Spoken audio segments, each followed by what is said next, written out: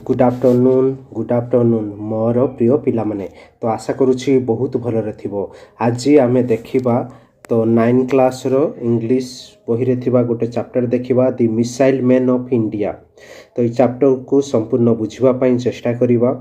Think about some great persons of our country who have made our nation proud.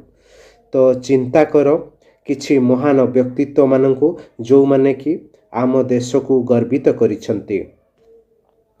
तो how do we remember these great persons like Mahatma Gandhi, Pandit Jawaharlal Nehru, Subhash Chandra Bose, doctor Sarvepalli Radhakrishnan.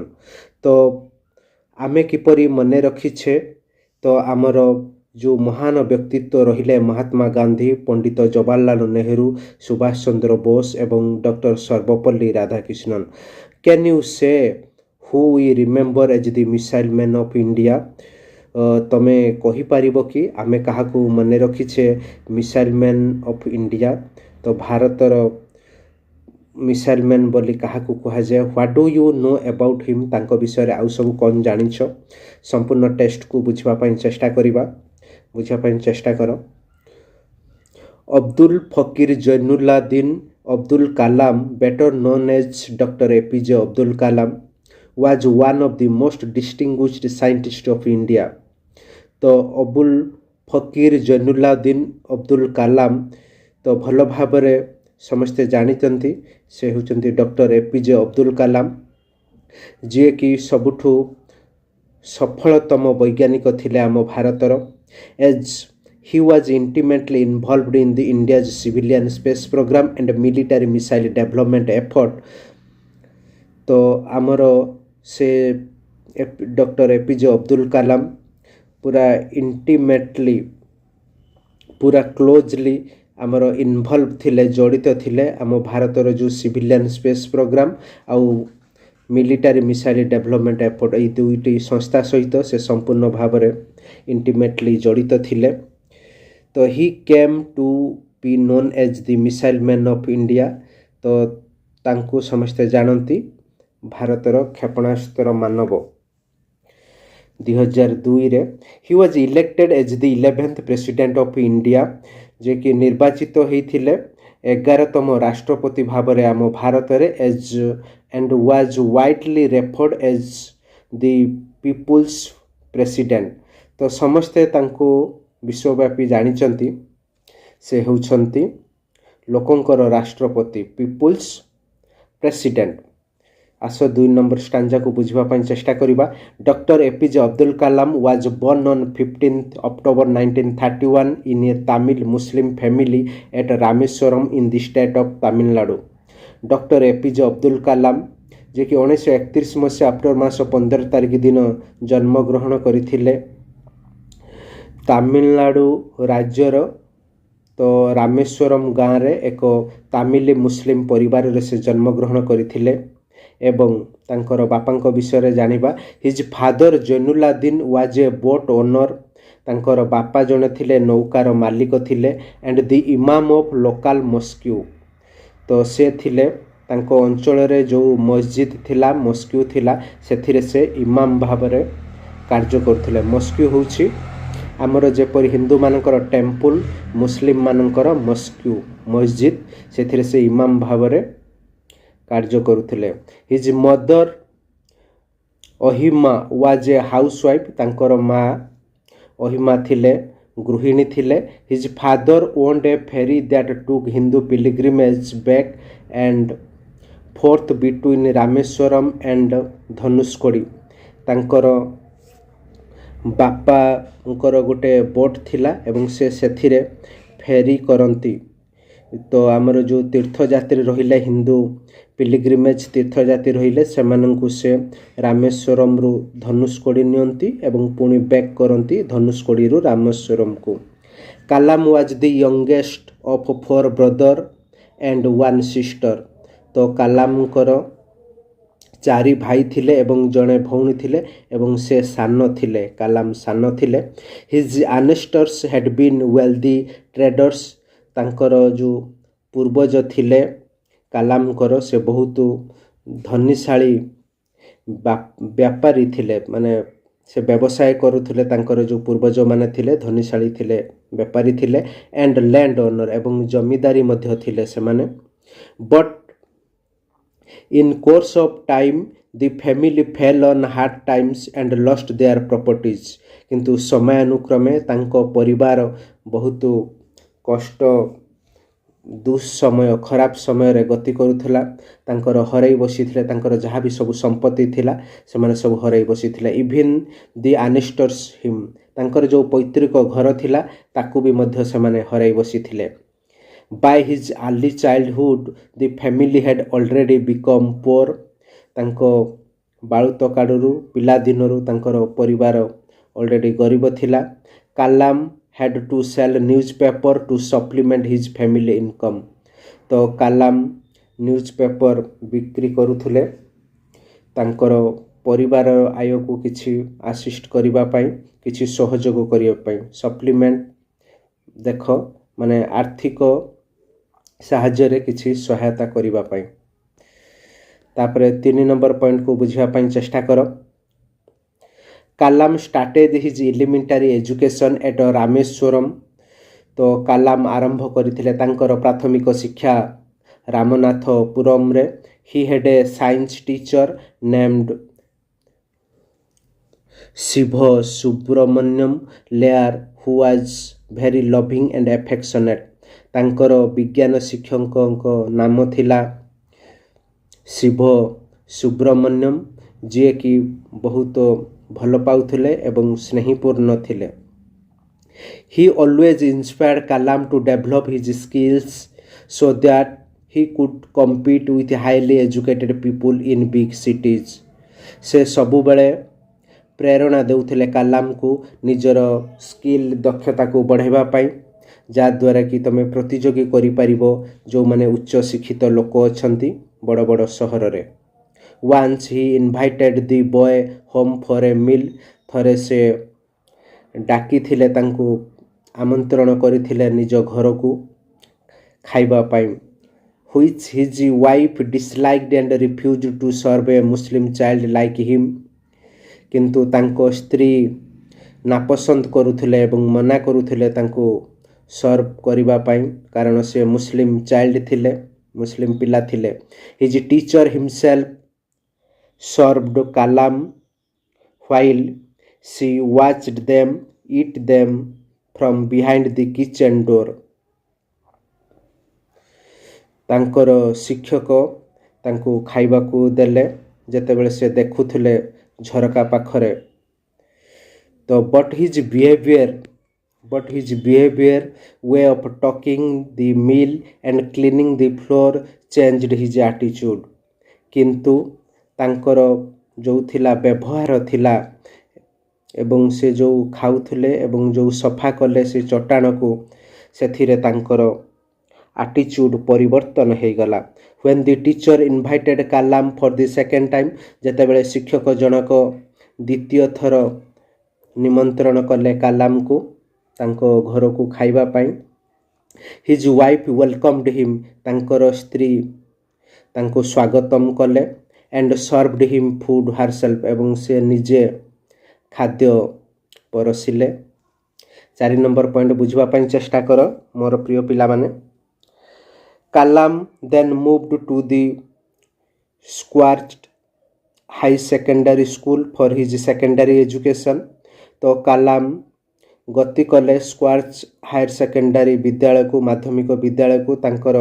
माध्यमिक शिक्षा पाई तापर देखो in his school years he had average grade से तांको विद्यालय बयस रे तांकर स्कूल बेलु ही से जने एवरेज ग्रेड रो छात्र थिले but was considered a bright and hard working student से किंतु उज्जवल एवं बहुत कठिन परिश्रमी छात्र थिले who had a strong desire to learn जहाँकर कि तांकर दृढ़ इच्छा थिला शिखिबा पाई he spent hours on his studies specially mathematics से घंटा घंटा धरी पढ़ुथिले मुख्यतः गणित विषय रे after completing his studies here Kalam was admitted to saint Joseph college Tiruchi Polli, where he graduated in physics in 1954.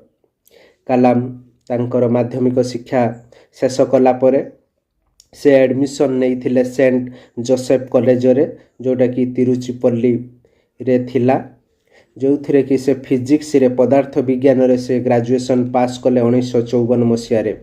His dream in life was to become a pilot. ତାଙ୍କର ସ୍ୱପ୍ନ ଥିଲା ଜୀବନରେ ସେ ପାଇଲଟ୍ ହେବେ ବୋଲି। So he applied for studying engineering at the Madras institute of technology. से engineering पढ़िबा पई अप्लाई करथिले माड्रास इंस्टीट्यूट ऑफ टेक्नोलॉजी ले। ही वाज सिलेक्टेड, से सिलेक्ट हेले, but education at such prestigious institution was not easy. किंतु ये जो सम्मानजनक संस्था एथिरे पाठ पढ़िबाटा एते सहज नुहे। It was an expensive affairs, यह बहुत व्ययबहुल थिला। तो around 1000 rupees was required to pay towards the course fee. तो मिनिमम 1000 टंका एथिरे आवश्यक तो यही कोर्स को करिबा पाई। Asim Zohara his compassionate elder sister came to his help. तांकर स्नेहपूर्ण जो सहानुभूतिपूर्ण बड़ भौणी थिले से आसिले एवं साहाଯ୍ୟ कले। सी मॉर्टगेज हार gold ornaments for his admission fee. से देखो ये गोटे वर्ड अच्छी मॉर्टगेज माने होची बंधक रखिबा। से तांकर सुना अलंकार को बंधा रखिथिले कालामकर एडमिशन पाई। And he completed his aerospace engineering in 1960 एवं तापर से एरोस्पेस इंजीनियरिंग 1960 मसीह शेष करथिले। 5 नंबर पॉइंट बुझिया पाई चेष्टा करो। Kalam began his career as a trainee at the Hindustan aeronautic limited HAL in Bengaluru. Kalam आरंभ करथिले तांकर कैरियर को ट्रेनी हिसाब रे आरंभ करथिले हाल रे, जोटा कि बेंगलुरु रे अवस्थित। Then he joined the defence research development organisation. तापर से आमर DRDO रे जॉइन कले 1969 रे। He was transform to the Indian space research organisation ISRO. से एक ट्रांसफॉर्मेशन आनिथिले, रूपांतरण आनिथिले आमर इसरो रे। Where he worked as the project director of India First Satellite Launch Vehicle SLV-3। सेथिरे से प्रोजेक्ट डायरेक्टर भाबरे भारत रे प्रथम भाबरे से कार्य करिथिले सैटेलाइट लॉन्च पाई SLV-3 रे। The purpose of the SLV was the develop the technology of launch satellite. तो are उद्देश्य कौन थिला? टेक्नोलॉजी सैटेलाइट जो आमर लॉन्च हुए से किपरि विकास हो पारिबो तार उद्देश्य थिला। It was under doctor Kalam direct guidance and supervision that the first Rohini satellite was successfully launch into the orbit in 1980। तो 1980 मसीह डॉक्टर कलाम तांको निज तत्वावधान रे से मुख्य गाइडेंस नौथिले एवं सुपरविजन तो निरीक्षण भी करुथिले। एई रोहिणी नक्षत्र जो रोहिणी सैटेलाइट रो सफलपूर्ण लॉन्च होइथिला 1980 मसीह रे। तापरे नेक्स्ट पॉइंट देखिबा 6 नंबर पॉइंट को। After spending 19th fruitful year in the ISRO, Kalam returned to the DRDO to head the country's integrated missile development program। तो सेथिरे से 19 वर्ष सफलता भाव रे काम कला पर इसरो रु से पुणी फेरिले DRDO को मुख्य भाव रे। DRDO रो मुख्य भाव रे जोंथरे कि integrated missile development programme IGMDP। Here he took a leading role in the development of India's missile।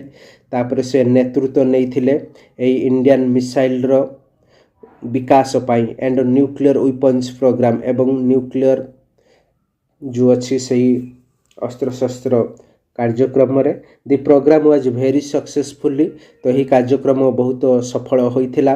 Eat led to the development of 4 missile namely Prithvi, Trishul, Akash and ନାଗ। ଏଇ ଯେଉଁ ବିକାଶ ଲାଭ କଲା 4ଟି ମିସାଇଲ୍, ତାର ନାମ ହେଉଛି ପୃଥିବୀ, ତ୍ରିଶୂଳ, ଆକାଶ ଏବଂ Nag. The success of the programme made him extremely popular in the country. ଏଇ ଯେଉଁ ସଫଳତା କାର୍ଯ୍ୟକ୍ରମ ଏଇ ପ୍ରୋଗ୍ରାମ ହେଲା ତାହା ବହୁତ ଲୋକପ୍ରିୟ ହେଲା ଭାରତ ଦେଶରେ। Here after he was popularly called the missile man of India. ଏହାପରେ ସେ ଲୋକପ୍ରିୟ ହାସଲ କରିଥିଲେ, ତାଙ୍କୁ ସମସ୍ତେ ଡାକିଲେ ଭାରତର କ୍ଷେପଣାସ୍ତ୍ର ମାନବ, ଦି ମିସାଇଲ୍ ମ୍ୟାନ୍ ଅଫ୍ ଇଣ୍ଡିଆ।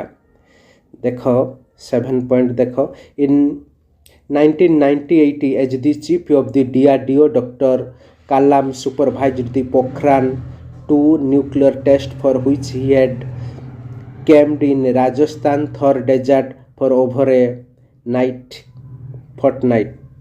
तो 1998 ମସିହାରେ ସେ DRDOର ମୁଖ୍ୟ ଥିଲେ ଡକ୍ଟର APJ ଅବଦୁଲ କାଲାମ। ସେ ନିଜେ ନିରୀକ୍ଷଣ କରୁଥିଲେ ଏଇ ପୋଖରାନ 2ର ନ୍ୟୁକ୍ଲିୟର ଯେତେବେଳେ ଟେଷ୍ଟିଂ ହେଲା ଏବଂ ସେ ଏଇ କ୍ୟାମ୍ପେନ୍ ହେଉଥିଲା ଆମର ଯେଉଁଟାକି ହେଇଥିଲା ରାଜସ୍ଥାନର ଥର ଡେଜର୍ଟରେ ହେଇଥିଲା, ପୁରା ରାତି ସାରା ହେଇଥିଲା, fortnight. The test was hugely successful. ତ ବହୁଳ ମାତ୍ରାରେ ଏହା ସଫଳତା ପାଇଲା ଏଇ ଟେଷ୍ଟଟି। According to doctor Kalam it was defining movement in the history of our country. Some years after the test, the missile men of India recollected। तो यही जो मुहूर्त थिला यह होची एक इतिहासर मुहूर्त, आम देश पई एक इतिहासर मुहूर्त थिला। यह सफलपूर्ण भाव सफल होइथिला। Some years after the missile men of India recollected, today I remember the hot day of 1998 at Pokhran। आज भी मने अच्छी से 1998 मसीहार पोखरान रे अधिक जो उत्तप्त होउथला 53 डिग्री सेल्सियस थिला। when most of the world was sleeping, जेते बेले कि सारा विश्व सोई पड़िथिला। in India जो न्यूक्लियर इमर्ज्ड, सेते बेले हमर भारतर जो न्यूक्लियर एरा ताहा होची गुटे जोड़ी हे गला। तो देख 8 नंबर पॉइंट को बुझवा पाई चेष्टा करो। Doctor Kalam was appointed as the chief scientist advisor of the Prime Minister of India and Secretary Defense Research and Development Organization from July 1992 to December 1999। तो आमर डॉक्टर APJ अब्दुल कलाम जे कि नियुक्ति पाइथिले मुख्य वैज्ञानिक एडभाइजर उपदेष्टा भाବରେ प्रधानमंत्रीଙ୍କର एवं से सचिव भाବରେ भी नियुक्ति पाइथिले आमर DRDO ऑर्गेनाइजेशन रे 1992 मसीहारू जुलाई 1992 मसीहारू डिसेंबर 1999 मसीहा पर्यंत। For his greatest contribution to the field of space defence and nuclear technology, this eminent scientist was honoured with the Padma Bhushan in 1981। तांकर ये जो महान अवदान रहिला आमर स्पेस महाकाश एवं डिफेंस एवं न्यूक्लियर टेक्नोलॉजी पाई तांकर महान अवदान एथिपाई तांकु पद्म भूषण पुरस्कार दियागला, सम्मान रे सम्मानित करागला 1981 मसीहारे। पद्म विभूषण तांकु 1990 मसीहारे। And the nation's highest civilian honour the Bharat Ratna in 1997 by the government of India. Bharat सरकार द्वारा 1997 मसीहारे तांको भारत रत्न पुरस्कार एवं सबुठू जो आम जातिर आम देशर जो हाईएस्ट सिविलियन ऑनर तांको दियागला, सम्मान दियागला सबुठू। 9 नंबर पॉइंट बुझिया पाई चेष्टा करिबा। लास्ट पॉइंट को देखो। It was 27th July 2015. Dr. Kalam was delivering a lecture in Shillong। तो यह थिला 2015 मसीहा जुलाई 27 तारिख डॉक्टर APJ अब्दुल कलाम जे कि तांकर भाषण दउथिले शिलंग रे। During the course of his lecture he collapsed ଯେତେବେଳେ ସେ ଲେକ୍ଚର ଦେଉଥିଲେ ଅଭିଭାଷଣ ଦେଉଥିଲେ ସେ ଟଳି ପଡ଼ିଲେ କୋଲାପ୍ସ ଟଳି ପଡ଼ିବା he was immediately taken to a hospital ତାଙ୍କୁ ତତ୍କ୍ଷଣାତ୍ ନିଆଗଲା ହସ୍ପିଟାଲକୁ ନିଆଗଲା he had suffered a massive cardiac arrest ସେ କାର୍ଡ଼ିଆକ୍ରେ ସଫର ହେଇଥିଲେ ତାଙ୍କର ହାର୍ଟ ଆଟାକ୍ ହେଲା ସଡନଲି ହୃଦଘାତ ହେଲା his death was a great loss for our country ତାଙ୍କର ମୃତ୍ୟୁ ଆମ ଦେଶ ପାଇଁ ଗୋଟେ ବଡ଼ କ୍ଷତି doctor APJ Abdul Kalam will be ever remembered for his dedication devotion and selfless service to the nation ତ ଡକ୍ଟର ଏପିଜେ ଅବଦୁଲ କାଲାମ ଆଜି ସମସ୍ତଙ୍କ ମନରେ ସମସ୍ତେ ମନେ ରଖିଛନ୍ତି କାରଣ ତାଙ୍କର ଯେଉଁ ଥିଲା ଡେଡିକେସନ୍ ଯେଉଁ ଥିଲା ସମର୍ପଣ ଭାବନା ଯାହା ଥିଲା ତାଙ୍କର ଭକ୍ତି ଯାହା ଥିଲା ଏବଂ ସେ ତାଙ୍କର ସେବା ପାଇଁ ଆମ ଦେଶ ଗର୍ବିତ ତାଙ୍କୁ ମିସାଇଲ୍ ମ୍ୟାନ୍ ଅଫ୍ ଇଣ୍ଡିଆ ବୋଲି କୁହାଯାଏ ତ ଆଶା କରୁଛି ସମସ୍ତେ ଭଲ ଭାବରେ ବୁଝିପାରୁଥିବ ତ ଥ୍ୟାଙ୍କ ୟୁ